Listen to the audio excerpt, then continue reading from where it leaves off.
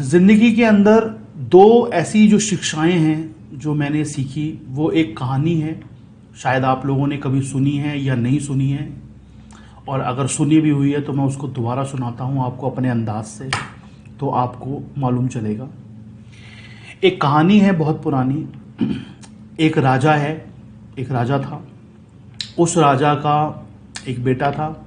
जैसा कि होता है कि राजा के बेटे ही राजा बनते हैं।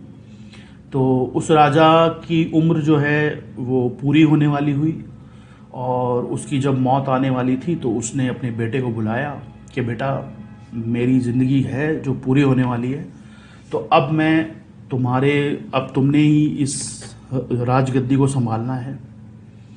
तो मैं ये चाहता हूँ कि ये जो बॉक्स, उसने एक बॉक्स था, छोटा सा बॉक्स, उसने वो बॉक्स जो है उसको दिया। उसने उसे कहा कि इस बॉक्स के अंदर ना दो स्लिप्स रखी हुई हैं, दो पर्चियां पड़ी हैं इसके अंदर। इनको, ये मैं तुम्हारे लिए छोड़ के जा रहा हूं, मेरी जिंदगी का जो तजुर्बा है वो। इन दो पर्चियों को तुमको खोलना कब है, अब वो सुनो। पहली पर्ची को, कोई भी पर्ची को, पहली पर्ची जिसपे 1 नंबर लिखा हुआ है, उसको तुमने उस समय खोलना है जब तुम्हारी जिंदगी में ऐसा वक्त आए कि तुम्हारे को कुछ ना सूझ रहा हो और तुम बिल्कुल अपनी ज़िंदगी में ख़त्म हो चुके हो। चाहे तुम्हारे पैसे ख़त्म हो चुके हैं, चाहे तुम्हारी इच्छाएं ख़त्म हो चुकी हैं, चाहे तुम अंदर से टूट चुके हो, मतलब तुम पूरी तरह से ख़त्म हो चुके हो। उस दिन तुमको ये पहली स्लिप खोल के देखनी है, और उसमें जो लिखा है वो मेरा आंसर समझ लेना कि मैंने तुम्हें दिया है। और जो दूसरी स्लिप है वो तुम्हें उस दिन खोलनी है जिस दिन तुम्हारे पास, तुम जिंदगी में सबसे ज्यादा खुश हो। पहली जो खोलनी है स्लिप, वो उस दिन खोलनी है जिस दिन तुम अपनी जिंदगी में सबसे ज्यादा डिप्रेस हो, सबसे ज्यादा खत्म हो, और अब तुमको ऐसा लग रहा है कि मेरी जिंदगी बस इससे ज्यादा नहीं चल सकती। और दूसरी स्लिप तुमको तब खोलनी है जब तुमको ये लगता है कि तुमने जिंदगी में जो पाना था वो पा लिया, और तुम आज के दिन में बहुत खुश हो, और तुम इतने खुश हो कि तुम उसको संभाल नहीं पा रहे हो, और तुम अपने आप को एक अंदर से फील ले रहे हो कि हाँ, वाकई में आज मैं सबसे ऊपर हूँ, बहुत ऊपर हूँ। दूसरी पर्ची तुम्हारे को तब खोल के देखनी है।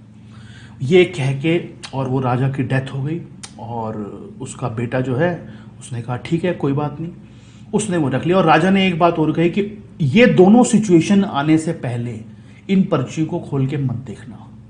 जब तक इन दोनों में से कोई भी सिचुएशन ना हो, कि जब तक आप पूरी तरह से ऐसा ना हो कि खत्म हो चुके हो उससे पहले, या पूरी तरह से ऐसा ना हो कि तुम ऊपर हो या बहुत अच्छे हो उससे पहले, दोनों स्थितियों से पहले इनको खोल के मत देखना।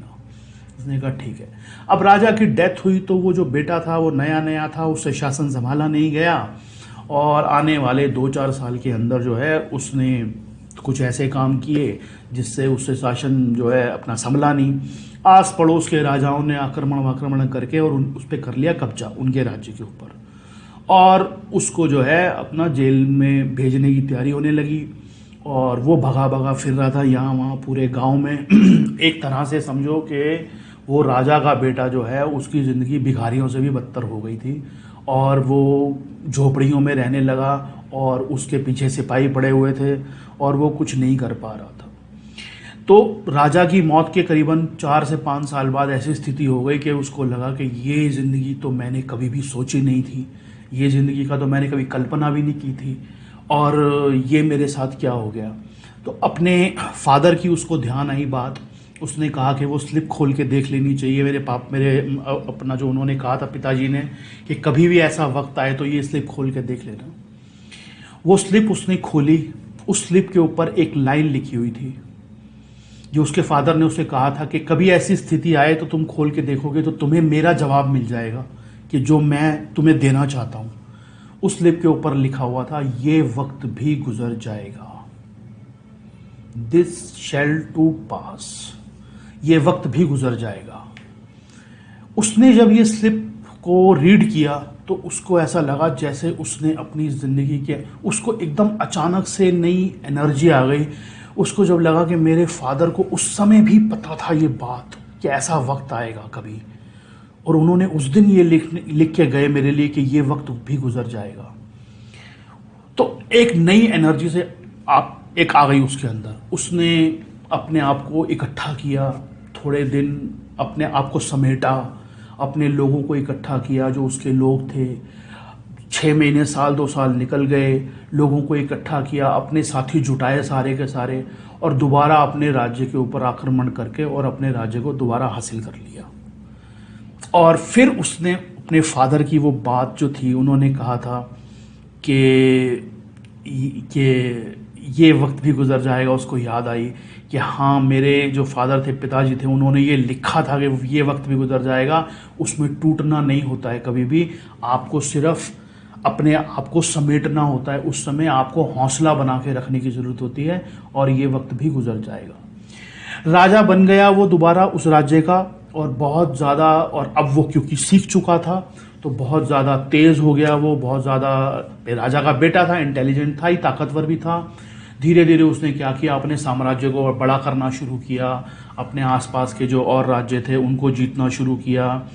एक अच्छी सी जो युवती थी, लड़की थी, उससे शादी बनाई, उसके बच्चे हुए, और धीरे धीरे धीरे धीरे धीरे धीरे उसका नाम चारों तरफ फैलने लग गया और बहुत बड़ा बन गया वो। एक दिन उसके आने वाले 5-10 साल बाद बहुत बड़ा बन गया। और एक दिन वो बैठ के सोच रहा था कि क्या वो वक्त था कि जब मैं झोपड़पट्टी में रह रहा था और मेरे पीछे अपना सिपाही पड़े हुए थे और खाने का नहीं था मेरे पास, और वहाँ से यहाँ तक जो मैं पहुँचा हूँ, उसका कारण क्या है? उसका कारण था वो एक सलाह जो उसके फादर ने उसको दी थी कि ये वक्त भी गुजर जाएगा।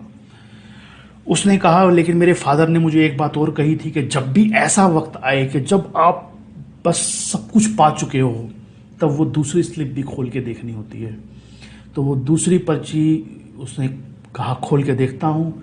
उसने दूसरी स्लिप जब खोली और दूसरी स्लिप को खोला तो उसकी आंखें खुली की खुली रह गई, क्योंकि उस पर्ची में भी यही लिखा हुआ था कि ये वक्त भी गुजर जाएगा, ये वक्त भी गुजर जाएगा। उस पर्ची में भी ये लिखा हुआ था।